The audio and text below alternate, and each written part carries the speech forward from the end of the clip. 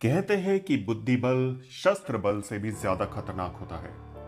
महाभारत में कृष्ण, शकुनी, भीष्म, विदुर, द्रोण आदि ऐसे लोग थे जिन्होंने अपने बुद्धि बल का प्रयोग किया। उन्हीं में से एक शकुनी कौरवों की ओर से थे। नमस्कार दोस्तों, देसी ज्ञान में आपका स्वागत है। दोस्तों, इस वीडियो को पूरा देखिएगा और लाइक, सब्सक्राइब और शेयर करना मत भूलिएगा। तो आइए शुरू करते हैं। पहली बात तो यह है कि शकुनी राजनीति और कूटनीति में माहिर व्यक्ति था। अपने शत्रुओं को कैसे हराया जाए वो ये अच्छी तरह जानता था। खासकर उसने एक तीर से दो निशाने साध रखे थे। पहला तो यह कि दुर्योधन के साथ रहकर उसने पांडवों के विनाश की योजना बनाई, और दूसरा यह कि इसी विनाश में छुपा था दुर्योधन के विनाश का प्लान। सर्वप्रथम उसने गांधारी व धृतराष्ट्र को अपने वश में करके धृतराष्ट्र के भाई पांडु के विरुद्ध षड्यंत्र रचने और राज सिंहासन पर धृतराष्ट्र का आधिपत्य जमाने को कहा।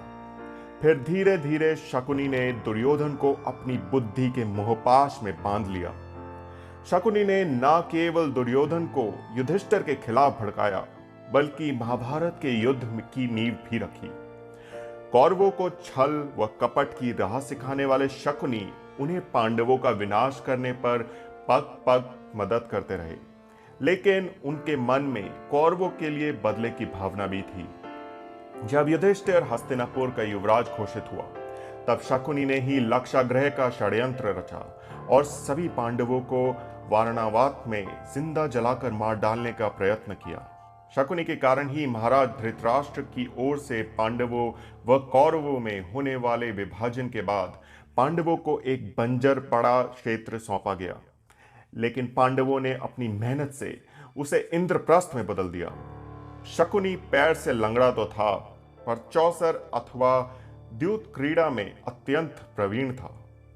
उसी ने पांडवों को इस खेल में उलझाकर उनसे राजपाट छीनकर उन्हें 12 वर्ष का वनवास और 1 वर्ष के अज्ञातवास में जाने के लिए मजबूर कर दिया था।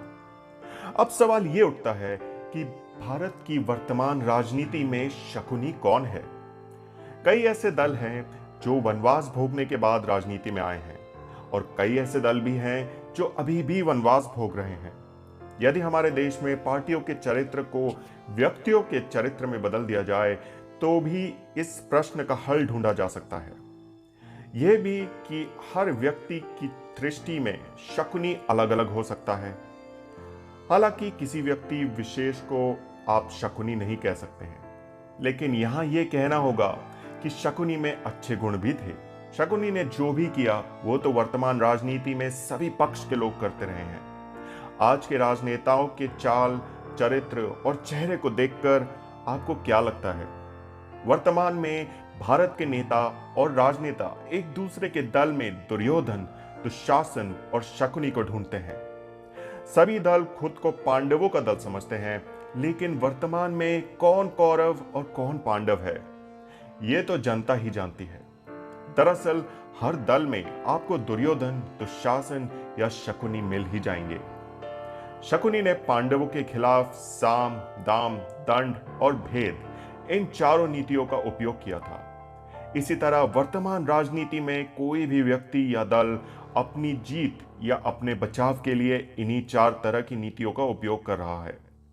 वर्तमान राजनीति में रोज झूठ बोले जा रहे हैं, झूठे प्रचार किए जा रहे हैं, झूठे आरोपों के बादल पर भ्रम फैलाया जा रहा है, फेक ऑडियो मैसेज वायरल किए जा रहे हैं, रुपयों के दाम पर लोगों को खरीदा जा रहा है, दंड नीति का उपयोग भी किया जा रहा है, भेद के द्वारा गठबंधन तोड़े जा रहे हैं, नेताओं को भड़काकर अपने दल में शामिल किया जा रहा है।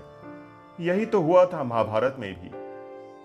दोस्तों, कमेंट करके हमें जरूर बताइएगा कि आप क्या सोचते हैं।